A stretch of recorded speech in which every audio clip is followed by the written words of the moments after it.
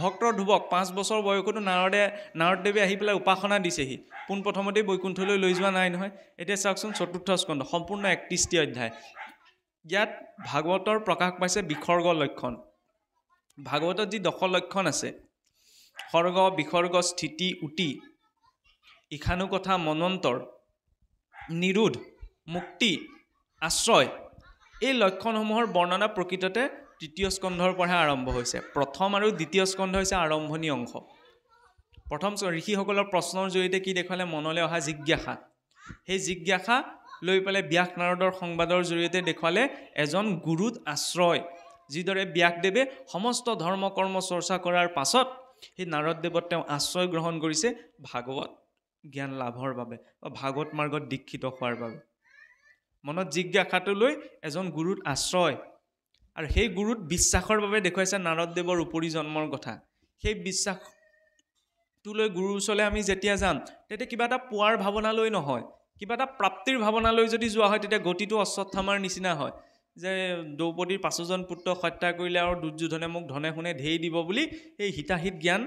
হেৰুৱাই পেলালে সেইকাৰণে দ্ৰৌপদীৰ হৈ থকা 5জন পুত্ৰক শিৰচ্ছেদ কৰিবলৈ কুণ্ঠাবোধ নকৰিলে সেইকাৰণে কেতিয়াও কিবা এটা পোৱাৰ ভাৱনা লৈ গুৰুৰ ওচৰলৈ নহয় তেতিয়াহ'লে কেনেধৰণৰ ভাৱনা লৈ যাম সেয়া দেখুৱালে দ্ৰৌপদীৰ জৰিয়তে যে গুৰুপুত্ৰ বুলি আই দ্ৰৌপদীয়ে সেই তেওঁ 5জন পুত্ৰক হত্যা কৰা অশ্বত্থামাক ক্ষমা কৰি দিছে কি বুলি আজি বোলে মই 5জন পুত্ৰক হেৰুৱাই যিটো দুখ অনুভৱ কৰিছোঁ এওঁৰ মাতৃয়ে এই অৱস্থাটোৰ কথা গম পালে তেওঁৰ মাতৃয়ে কিমান দুখ পাব ভাগৱত মাৰ্গত সিমান গভীৰ ক্ষমা ভাৱ এটা আমাৰ অন্তৰত প্ৰয়োজন গতিকে ভাগৱত মাৰ্গত ক্ষমা আৰু ক্ষমাৱন্ত পুৰুষৰ লক্ষণটো কি যে মুতচিত্ত দিয়া যিটো জন মহাশয় খানি অপমানৰ দুখ সুখ কহ হয় তাৰ নামে ক্ষমা আবে জানিবা উদ্ধৱ ক্ষমাৱন্ত পুৰুষৰ নাই পৰাভৱ ভক্তজনে এটা সাধাৰণ কথা জীৱনত বোলে মনে ভবাটোকে যদি পোৱা গৈছে তেতিয়াহ'লে ঈশ্বৰৰ কৃপা মনে ভবাটোকে পালোঁ আৰু যদি মনে ভবাটো নাই পোৱা সেইটো বোলে ঈশ্বৰৰ ইচ্ছা সেই বুলি তেওঁ গ্ৰহণ কৰি জীৱনটো যাপন কৰে সেইকাৰণে জীৱনৰ প্ৰতি তেওঁ অভিযোগ নাথাকে যে মই এইটো নোৱাৰিলোঁ মোৰ দ্বাৰা এইটো নহ'ল মই নকৰিলোঁ মই নুগুটালোঁ আৰু যাৰ জীৱনৰ প্ৰতি অভিযোগ থাকে তেওঁ গোটেই পৃথিৱীৰ সা সম্পত্তিখিনি দিলেও তেওঁ শান্তিৰে স্থিৰতাৰে জীৱনটো পালন কৰিব নোৱাৰে জীৱনটোৰ প্ৰতি যেতিয়া অভিযোগটো নাইকিয়া হৈ যায় তেতিয়া তেওঁ যি স্থিতিতে আছে যি পৰিস্থিতি আছে শান্তিৰে পাৰ কৰিব পাৰে সেই স্থিতিটো কাৰ জৰিয়তে দেখুৱালে কুন্তীৰ স্তুতিৰ জৰিয়তে যে প্ৰভু মোক পাৰিলে জীৱনত অলপ বিপদহে দিয়া কাৰণ বিপদত পৰিলে মই সহজতে তোমাক স্মৰণ কৰিম তোমাক স্মৰণ কৰিলে মোক আৰু একো নালাগে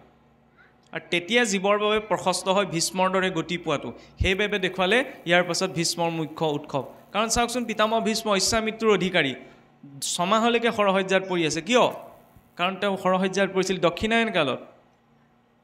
আৰু পিতামহ ভীষ্মই জানিছিল যে উত্তৰায়ণ কালত শৰীৰ এৰিলেহে সেই জীৱই সহজে ঊৰ্ধ্বদৈহিক গতি কৰিব পাৰিব সেইকাৰণে ভাগৱতৰ আৰম্ভণিৰ পৰা শেষলৈকে উদ্ধৱ বিদুৰ মৈত্ৰেয় পঞ্চ পাণ্ডৱ সকলো উত্তৰ দিশে গৈছে কিয় আমাক লাগে উত্তৰায়ণ গতি মাঘ বিহুৰ মকৰ সংক্ৰান্তিৰ দিনা সূৰ্য যেতিয়া মকৰ ৰাশিত প্ৰৱেশ কৰে প্ৰথম 6 মাহৰ বাবে উত্তৰায়ণ গতি আৰম্ভ হয় কিয় কাৰণ আমি আছোঁ ভূলোকত এবছৰে দেৱলোকত এদিন হয় বিজ্ঞানীয়ে এই কথা আজি প্ৰমাণ কৰি দেখুৱালে যে পৃথিৱীৰ পৰা মহাকাশত যিমানে ঊৰ্ধ্বলৈ গৈ থকা হয় সিমানে সময়ৰ গতি কমি যায় গতিকে জীৱই যেতিয়া উত্তৰায়ণ কালত অৰ্থাৎ দেৱলোকত দিনৰ সময়ত শৰীৰেৰে তেতিয়া সহজে ঊৰ্ধ্বদৈহিক গতি কৰিব পাৰে দক্ষিণায়ন কালত ৰাতি গ'লে দৰজা কোনে খুলি দিব সেইকাৰণে বোলে শৰীৰৰ আটাইতকৈ উত্তম সময় উত্তৰায়ণ কাল সেয়া দেখুৱালে ভীষ্ম মুখ্যৰ যদি কিন্তু এতিয়া আমি কলিযুগৰ মনুষ্য সাৱধানে চলিব লাগিব কলিক সেইকাৰণে ক'ত দেখুৱালে ৰজা পৰীক্ষিত তোৰ দ্বাৰা কলিৰ নিগ্ৰহৰ জৰিয়তে আমি সকলোৱে জানো যে কলিক ক'ত থাকিবলৈ দিলে জড়িত খেলে যোৱা পাশা কৰে মদ্যপান স্ত্ৰী পঞ্চশুনা গৃহস্থৰ থাকে জড়িত এহি 4 স্থান দিলো বংশ গৈ দৈত যোৱা পাশা খেলাৰ কাৰণে মহাৰাজ যুধিষ্ঠিৰৰ দৰে ধৰ্মৰাজৰ কি অৱস্থা হৈছিল নহয়নে সেইখনেই যোৱা নহয়নে তাজপাত দুখিলামান লৈ যে কেইজনমান বহে দেৱালী আহিলে চাকি গছ নজ্বলেও আজিকালি আপোনাৰ ব্যৱস্থা যে চকৰি খেল যে আপোনালোকৰ ফালে কি কয় নাজানো সেইখনো যোৱা খেলি কাৰোবাৰ পৰা 10 টকা ঠগি পেলাই 100 টকা এটা লাভত ঘৰখনলে সেইটো লাভ নহয় সেইটোৰ পৰা বেয়া প্ৰভাৱ এটা আহে কলি মানে কি বেয়া আৰু এইখিনি কেৱল শৰণীয়া ভজনীয়া ভকতৰ বাবেই নহয় মানুহৰ বাবেই মনুষ্য মাত্ৰৰ বাবে য'ত বেয়া বস্তু এটা আছে বেয়া প্ৰভাৱ এটা আছে সেইটো জীৱনৰ পৰা আঁতৰাই ৰখা প্ৰয়োজন দ্বিতীয় দিলে সুৰাপানৰ কথা চাওকচোন বেলেগকৈ ক'বই নালাগে কেঁচুৱা ল'ৰাটো মাটিত বগাই খোজগিটা পোন কৰিব বিচাৰে নহয়নে সেইটো চিন্তা কৰিব পৰা হোৱাই নাই খোজগিটা পোনাব বিচাৰিছে এইফালে এইজনে যদি খোজ বেকা হয় কিবা এটা খাই লেং খাই পৰি থাকে তেতিয়াহ'লে মানসিকতাটো ক'ত থাকিল নহয়নে সেইকাৰণে অন্তত সেইটো চিন্তা ঈশ্বৰে ইয়াত ভাল বস্তু ভৰাবলৈ দিছে জমেও বোলে দয়া উপজেগে আৰু মই ইয়াত বোলে ৰিফাইন তেল ভৰাওঁ গৰম লোহা গৰম কৰি ভৰাওঁ কিন্তু এইকেইটা মনুষ্যই কি কৰিছে বোলে ইয়াতে বোলে সেই গেলা পচা দ্ৰব্যসোপা শৰীৰটোত ভৰাই পেলাই কিডনীটো লিভাৰটো ধ্বংস কৰি মৰিছে এতিয়া জমও বোলে পুতৌ উপজে সেইখিনি পুতেও উপজে আমি জীৱনটো পাইছোঁ ইমান সুন্দৰ এটা জীৱন আমি নিজকে জীৱশ্ৰেষ্ঠ বুলি কওঁ ন ঈশ্বৰৰ আটাইতকৈ বোলে উত্তম সৃষ্টি মনুষ্য তেতিয়াহ'লে উত্তম ৰূপত জীৱন যাপনটো কৰিব লাগে অন্ততঃ সাধাৰণ কথাকেইটাত খোৱা বোৱা আচাৰ আচৰণ বাক্য বচন গমনাগমনৰ ক্ষেত্ৰত ইয়াৰ পাছতে ক'ত দিলে য'ত পৰস্ত্ৰী সংগ হ'ব য'ত প্ৰাণী হিংসা হ'ব প্ৰাণী হিংসাৰ কথা বৰকৈ নকওঁ মাছ মঙহৰ কথা ক'লে ৰাইজে বৰ বেয়া পায় কিন্তু কথা হ'ল কি এটা চিন্তাই ভক্তি মাৰ্গত এটা চিন্তাই ক'ত পাপ হৈছে পুণ্য হৈছে সেইটো সে মতলব নাই মতলব হৈছে কি মোৰ ভোজনৰ বাবে যাতে অন্য জীৱ এটা কষ্ট নাপায় মই ঈশ্বৰৰ ওচৰত চাকি গছ জ্বলাইছোঁ যে পৰিয়ালটোক মোক ভালে ৰাখিবা মই যদি আনৰ পৰিয়াল এটা ধ্বংস কৰোঁ ঈশ্বৰে তেতিয়াহ'লে ভাল পাবনে সেই সাধাৰণ চিন্তাটো কাৰণ সেই জীৱকেইটাৰো জীয়াই থকাৰ অধিকাৰ আছে নহয়নে বোলে ঘৰত মৰা নাই নহয় বাহিৰৰ পৰাহে আনিছোঁ বাহিৰত কোনে মাৰিছে আমি নাজানো নহয় মৰাৰ পাছত কোনে গম পায় অনুমন্তা বিশ্বচিতা নিহন্তা ক্ৰয় বিক্ৰয়ী সংস্কৰ্তা চুপহৰ্তা চখাজকাশ্বতী ঘাতকা অনুমতিদাতা কটা বচা কৰোঁতা কিনোতা খাওঁতা বাহোঁতা ৰান্ধোতা ধোঁতা সমানে আত্মকাৰে বধভাগী হয় গতিকে জীৱনটো বধভাগী নোহোৱাকৈ পাৰ কৰোঁচোন প্ৰটিন ভিটামিন এইবিলাক ঈশ্বৰে প্ৰকৃতিত উপলব্ধ কৰিছে এই শৰীৰটোৰ পৰ্যাপ্ত পোষণৰ বাবে তাৰ ওপৰত নিৰ্ভৰশীল নহয় সেইটো হৈছে ভক্তি ধৰ্মৰ ক্ষেত্ৰত মই কিমান কথা জানো সেইটো জৰুৰী নহয় মোৰ আচৰণত কিমান শুদ্ধতা আছে সেইটোৱে নিৰ্ধাৰণ কৰে ঈশ্বৰৰ প্ৰতি মোৰ কিমান ভাৱ আছে মৎস্যাদ সৰ্বমাংসাদ তস্মাদ মৎস্যাদ বিবৰ্জয়ত মাছে সকলো জীৱৰ মাংস খায় সেইকাৰণে বোলে প্ৰথম বৈষ্ণৱ মাৰ্গত উপাসনাৰ মাৰ্গত যদি যাব বিচাৰে প্ৰথমতে মৎস্যহে বৰ্জন গতিকে অন্ততঃ এইটো চিন্তা যে মই নিজৰ খোৱা বোৱাৰ বাবে যাতে অন্য জীৱ এটা মই হিংসা নকৰোঁ তেতিয়াহ'লে বুট মাহটোত জীৱন নষ্ট নাই হয়নি বুট মাহটোতো হৈছে সেইকাৰণে নিৰামিষ ভোজনতো পাপ আছে নিষ্পাপ কৰিলে প্ৰথম ঈশ্বৰক সোধাব লাগে বুট মাহটো তেতিয়াহ'লে কেনেকৈ সোধাম কাৰণ তাত থকা জীৱ ইমান চেতনাপ্ৰাপ্ত নহয় যে তাত আপুনি মই দাঁতেৰে চুবাওঁতে সি অনুভৱ কৰিব সিহঁতৰ নাৰ্ভাছ ছিষ্টেম নাই স্নায়ৱিক তন্ত্ৰ নাই কিন্তু দুঠেঙীয়া চাৰিঠেঙীয়া কেইটাৰ আছে সিহঁতি কষ্ট অনুভৱ কৰে আৰু কষ্ট অনুভৱ কৰিলে কি হয় সিহঁতৰ শৰীৰত কিছুমান বেয়া ৰসায়ন নিৰ্গত হয় এণ্ডটক্সিন আৰু সেইসোপাকে আনি যদি ভাজি খোৱা হয় তেতিয়া বেলেগকৈ বিষ খাব নালাগে ঈশ্বৰে ভাল শৰীৰটো দিছে ভালকৈ ৰাখিবলৈ নহয়নে ভাগৱতৰ মাৰ্গে বুজাই দিয়ে কেনেদৰে সুখে শান্তিৰে এই সংসাৰত দিনকেইটা পাৰ কৰিব লাগে নহ'লে ভাবি থাকে যে ভাগৱত মাৰ্গত গ'লে ঢেৰ নীতি নিয়মৰ মাজত থাকিব লাগিব ইটো খাব নোৱাৰিম সিটো খাব নোৱাৰিম সেইখিনি কিয় এটা সংযমিত প্ৰণালীবদ্ধ প্ৰক্ৰিয়াৰে জীৱনটো পাৰ কৰিবলৈ সেইকাৰণে সেইখিনি ব্যৱস্থা কাৰণ আচাৰো পৰমো ধৰ্ম আচাৰেই হৈছে পৰম ধৰ্ম বিনা সদাচাৰত ধৰ্ম বৰ্তি থকা সম্ভৱ নহয় ভাগৱত নামানো বুলি কোৱাজনক ভাগৱত দ্ৰোহী বুলি কোৱা হোৱা নাই যে ধৰ্মক জানিয়ে যিটো অধৰ্ম আচৰে ধৰ্মটোক জনাৰ পাছতো যি অধৰ্ম আচৰণ কৰে শৌচাচাৰ সদাচাৰ নামানে জীৱনে নানা জ্ঞান থাকন্তেও নাহিকে তাৰ লাভ ভাগৱতৰ দ্ৰোহী সিটো জানি বাহা বাপ যি ধৰ্মক জানি অধৰ্ম কৰে সদাচাৰ শৌচাচাৰ পালন নকৰে ঢেৰ জ্ঞান থাকিলেও তাৰ পৰা লাভ নহয় সেয়া বোলে ভাগৱত দ্ৰোহী সেইজনহে মই যদি কৰিছোঁ তেতিয়া ময়ো সেইখিনিত ভাগৱত দ্ৰোহী হ'ম আৰু মোৰ স্থিতিয়ে নিৰ্ণয় কৰিব মোৰ ভিতৰত কিমান শুদ্ধতা আছে যদি ঊৰ্ধ্বগামী হয় শুদ্ধতা আছে যদি নিম্নগামী হয় তেতিয়াহ'লে জানিব তাত শুদ্ধতা নাই আৰু তৃতীয়তে যদি আমি চাওঁ ক'ত দিলে প্ৰাণী হিংসা হৈ গ'ল পৰস্ত্ৰী সংগ হ'ল গৃহস্থীৰ পঞ্চসোণা আজিকালি কিছুমান ব্যৱস্থা বাৰু কমিলে বস্ত্ৰ পৰিধান কৰোঁতে ঢেঁকীত ধান বাঁধোতে পানী তোলোতে ঘৰ সাৰোঁতে কিছুমান জীৱন নষ্ট হয় সেই পঞ্চসোণা পাপ ক'ত নিবৃত্তি হয় ভগৱন্তৰ নাম কীৰ্তনত ইয়াৰ পাছত ক'ত দিলে হিমাখালত হিমাখাল হিন্দুস্তান পাকিস্তানৰ পৰা আপোনাৰ ককাই ভাইলৈকে হিমাখালটোক লৈ গোটেই জীৱনটো কিছুসকলৰ মাজত দনগাজিয়া হৈ থাকে নহয়নে খোলাকৈ কৈছোঁ আৰু ভাতৃপ্ৰেমৰ ক্ষেত্ৰত এটা চাওঁ হিৰণ্যাক্ষক যেতিয়া ভগৱন্ত বৰাহৰ ৰূপ ধৰি বধ কৰি থৈ গ'ল কশিপুৰে কি বুলি ভাবিছিলে মোৰ ভাতৃক যেতিয়া বোলে নাৰায়ণে বধ কৰি থৈ গ'ল গতিকে মই নাৰায়ণৰ পৰা প্ৰতিশোধ ল'ম নহয়নে ভাতৃ হত্যাকাৰী বুলি বিষ্ণুকে ভাবি ল'লে আৰু স্বয়ং বিষ্ণুৰ বিৰুদ্ধেই গুচি গ'ল কিয় গুচি গ'ল ভায়েকক মাৰি থৈ গ'ল কাৰণে দৈত্য আছিল যদিও ভাতৃৰ প্ৰতি কিমান প্ৰেম আছিল চাওক যদিও সেইটো বিৰূপ ভাৱত দেখুৱাইছে আৰু এতিয়া যুগৰ ভাতৃপ্ৰেম চাওক তেতিয়া হিৰণ্যাক্ষই বধি থৈ গ'ল কাৰণে হিৰণ্যকশিপুৰে জগতৰ ঈশ্বৰৰ শত্ৰু বুলি ভাবি ল'লে এইফালে আকৌ সেই একে ককাই ভাইৰ মাজত বোলে গোটেই জীৱনটো মাত বল নাই বোলে কেলে হিমাখালটোৰ কাৰণে মাটি বাৰীকণৰ কাৰণে যিটো সংস্কাৰ আগতে দৈত্যৰো আছিল এতিয়া যদি মানুহৰ মাজত নাই আমি কি ভগতি কৰিম সেইকাৰণে সাধাৰণ কথাবিলাক আৰু এইবিলাক কথা শাস্ত্ৰত বহুত তাত্ত্বিক ৰূপত আমি চাব নালাগে নিজে চিন্তা কৰিলে আমি নিজেই পাওঁ কিন্তু এইখিনি কথাই আমাৰ অভাৱ ভগৱান কৃষ্ণৰ জন্ম কৰ্মৰ কথা আমি নকওঁ সকলোৱে জানে নহয়নে কাৰাগাৰত জন্ম হৈছিল বুলি বসুদেৱ দৈৱকীৰ জৰিয়তে আৱিৰ্ভাৱ হৈছিল আজি ভাগৱত চৰ্চা অসমখনত যেনেকৈ বৃদ্ধি পাইছে কোনেও কাকো ভাগৱতত ক'ত কি আছে বুজাই কোৱাৰ প্ৰয়োজন নাই বেছিকখিনি আমাক লাগে এইখিনি বেছিকখিনি নহয়নে কাৰণ ভেটিটো যদি ভালকৈ নবনায় তাৰ ওপৰত অট্টালিকা বনাই লাভ নাই নহয় ভেটিটো আমি যিমান পাৰোঁ সিমান দৃঢ়তাৰে বনাব লাগিব আৰু এই ভেটিটো আমি নিজৰ ভিতৰত বনাব লাগিব সমাজত নহয় নহ'লে আমি ভাবি থাকোঁ যে এই সমাজত ইমানবিলাক কৈছোঁ সমাজ পৰিৱৰ্তন হয় সমাজ পৰিৱৰ্তন কৰা দায়িত্ব আপোনাক মোক ঈশ্বৰে দিয়া নাই নহয় ঈশ্বৰে আপোনাক মোক নিজৰ পৰিৱৰ্তনৰ দায়িত্ব দিছে আৰু নিজেই পৰিৱৰ্তন হ'লে পৰিৱেশটো ঠিক ঠাক লাগি যাব কিন্তু যদি মই নিজক পৰিৱৰ্তন কৰিব পৰা নাই পৰিৱেশটো কেতিয়াও ঠিক ঠাক নহয় সেইকাৰণে প্ৰথম নিজৰ পৰিৱৰ্তন ভাগৱতৰ দিশখিনি হৈছে অন্তৰ্মুখী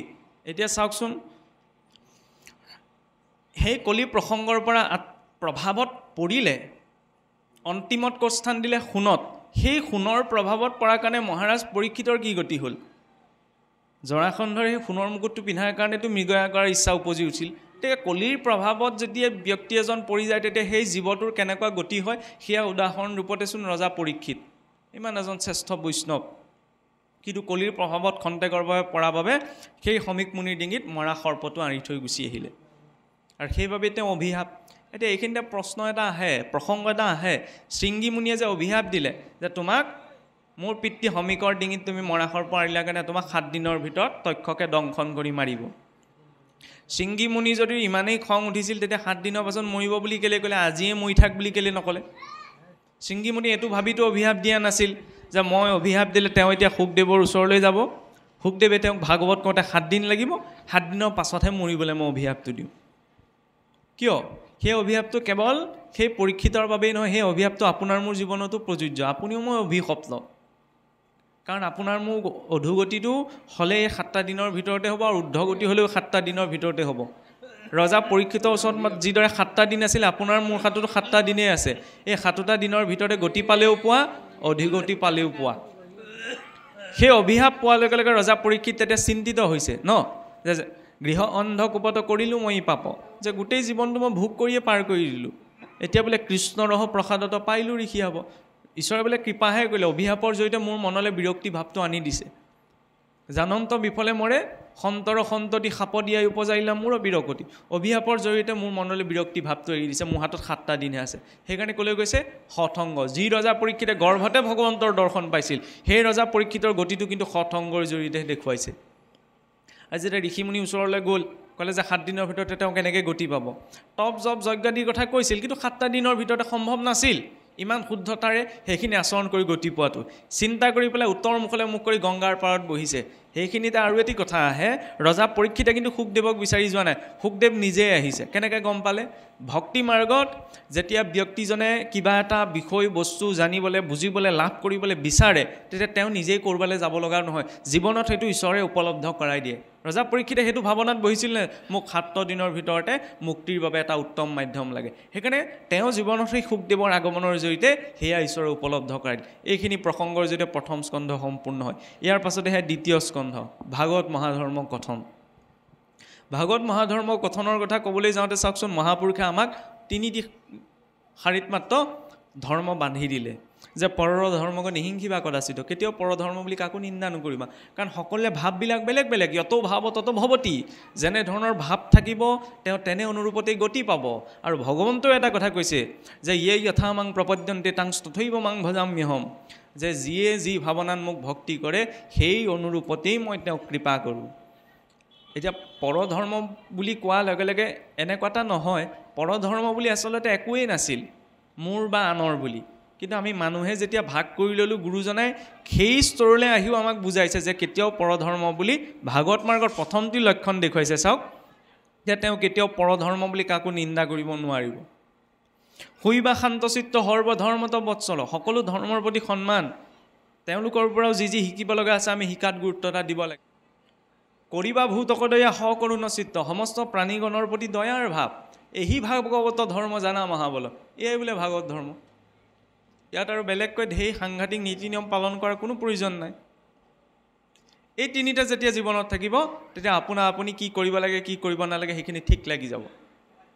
ইয়াৰ পাছতে আহে বিদুৰ মৈত্ৰেয়ৰ সংবাদ। বিদুৰ মৈত্ৰেয় সংবাদত ভগৱন্তৰ অৱতাৰ লীলা অৱতাৰসমূহৰ কথা প্ৰসংগ। তাৰ পাছতেহে ভাগৱতৰ দশলক্ষণ বৰ্ণনা।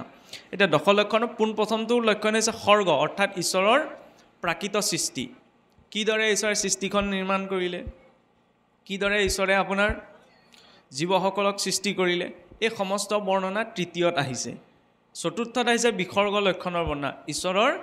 প্ৰাকৃত সৃষ্টি অৰ্থাৎ মনুৰ জৰিয়তে। যেতিয়া ভগৱন্তই পোনপ্ৰথম সৃষ্টিৰ আদিতে মহাপ্ৰলয় যেতিয়া সৃষ্টি হয়,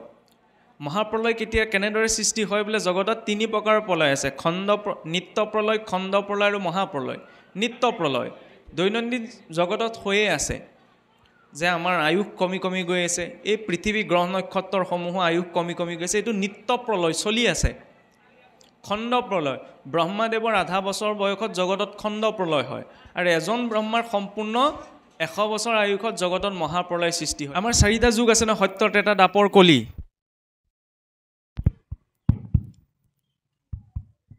সত্য যুগৰ পূৰ্ণয় 17,20,000, ত্ৰেতাৰ 12,96,000, দ্বাপৰৰ 8,64,000, কলিৰ 4,32,000। এই 4টা যুগৰ সময়সীমা লগ লাগি এটা দিব্য যুগ হয়। 43,20,000 বছৰে এটা দিব্য যুগ। এনেকুৱা 71টা দিব্য যুগ আছে। 30,67,20,000 বছৰে এটা মন্বন্তৰ সৃষ্টি হয়। 71টা দিব্য যুগ লগ লাগি এটা মন্বন্তৰ। এনেকুৱা 14টা মন্বন্তৰ আছে। 14টা মন্বন্তৰত 14জন মনুৱে শাসন কৰে।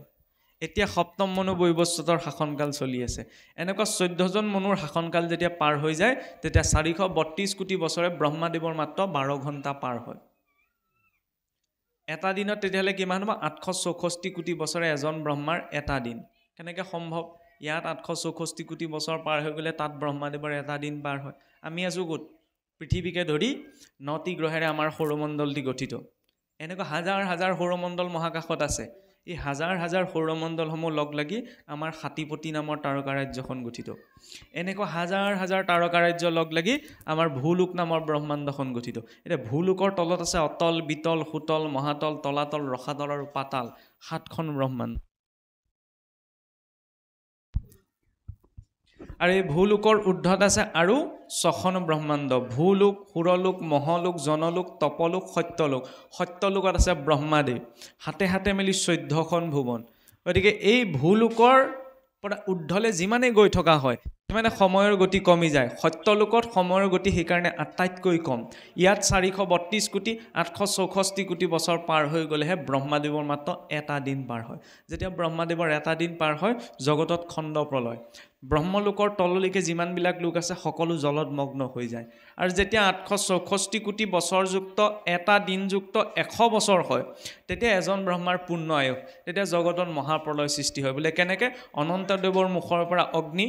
প্ৰকট হয়। সেই অগ্নিয়ে সমস্ত ব্ৰহ্মাণ্ডখন বোলে ভস্ম কৰি দিয়ে। আৰু সেই অগ্নি প্ৰৱেশ কৰে জলত, জল প্ৰৱেশ কৰে বায়ুত, বায়ু প্ৰৱেশ কৰে মনত, মন প্ৰৱেশ কৰে প্ৰকৃতিত, প্ৰকৃতি প্ৰৱেশ কৰে পুনৰ নাৰায়ণত। কেনেকৈ? ডাঙৰকৈ যদি খেৰৰ দম এটা দম কৰি থোৱা যায়, দেখিবলৈ কিমান ডাঙৰ লাগে। তাত যদি জুই লগাই দিয়ে সেই দমটো থাকিবনে? নাথাকে নহয়। সেইকাৰণে জগতত প্ৰথম সংহাৰ কাৰ্য ক'ত হয়? অগ্নিত। আৰু চাওকচোন সেই অগ্নিৰ বিশেষত্ব মনুষ্যৰ সৃষ্টিটো আছে। পুৰুষৰ বীৰ্য আৰু স্ত্ৰীৰজ যেতিয়া মাতৃগৰ্ভত মিলিত হয়, জঠৰাগ্নিৰ নিৰ্দিষ্ট উষ্ণতা থাকিলেহে গৰ্ভৰ বিকাশ সম্ভৱ হয়। সৃষ্টি হৈছে ক'ত? অগ্নিৰ প্ৰভাৱত। আনহাতে মনুষ্যৰ অন্ত্যেষ্টি সংস্কাৰো ক'ত হয়? অগ্নিতেই হয়। অগ্নিয়ে যিকোনো এটা পদাৰ্থ বা বস্তু স্থূল আৰু সূক্ষ্ম দুটা ৰূপত ভাগ কৰি দিব পাৰে। সেইকাৰণে জগতৰ ধ্বংস কৰিছে যৎপিণ্ডে তৎ ব্ৰহ্মাণ্ডে। সৃষ্টিত যি যি আছে সকলো আমাৰ মনুষ্য শৰীৰত আছে। সেইকাৰণে সৃষ্টিত যি যি ঘটিত হয় সেই সকলোৱে মনুষ্য শৰীৰৰ লগতো ঘটিত হয়। জগতৰ সংহাৰো ক'ত হৈছে? সেই অগ্নিত। অগ্নি ক'ত প্ৰৱেশ কৰে? জলত। জ্বলি থকা খেৰৰ দমটোত যদি পানী ঢালি দিওঁ তাৰ পৰিমাণ অলপ আৰু কমি আহিব, নহয়নে? সিমানলৈকে উদাহৰণে বুজিব পাৰি, তাৰ পাছৰখিনি নোৱাৰি। সেই জল প্ৰৱেশ কৰে বায়ুত, বায়ু প্ৰৱেশ কৰে আকাশত, আকাশ প্ৰৱেশ কৰে মনত, মন প্ৰৱেশ কৰে প্ৰকৃতিত, আৰু প্ৰকৃতি প্ৰৱেশ কৰে নাৰায়ণত। আৰু তেতিয়া নাৰায়ণে অনন্ত কালৰ বাবে যোগ নিদ্ৰা গ্ৰহণ কৰে। আৰু যেতিয়া অনন্তকালৰ বাবে তেওঁ যোগ নিদ্ৰাত থাকে ইয়াৰ পাছত পুনৰ তেওঁ সৃষ্টিৰ বাবে ইচ্ছা জাগ্ৰত হয় সংকল্প যিদৰে আমি মানুহে কিবা এটা কাম কৰাৰ আগতে মনত প্ৰথমতে ভাবোঁ ন সংকল্পটো লওঁ যে এইটো কাম কৰিব লাগিব মনত ভবাৰ পাছতে কাৰ্যত ৰূপায়ণ কৰোঁ কিন্তু দেৱতাসকলৰ ক্ষেত্ৰত হেতু নহয় তেওঁলোকৰ সংকল্প মাত্ৰকে কৰ্ম কাৰ্যত ৰূপায়ণ হৈ যায় আমি নিজে মনে ভবা পিছত কৰিব লাগিব তেতিয়া কামটো হ'ব কিন্তু উচ্চ লোকবিলাকত তেনেকুৱা নহয় আৰু যেতিয়া নাৰায়ণৰ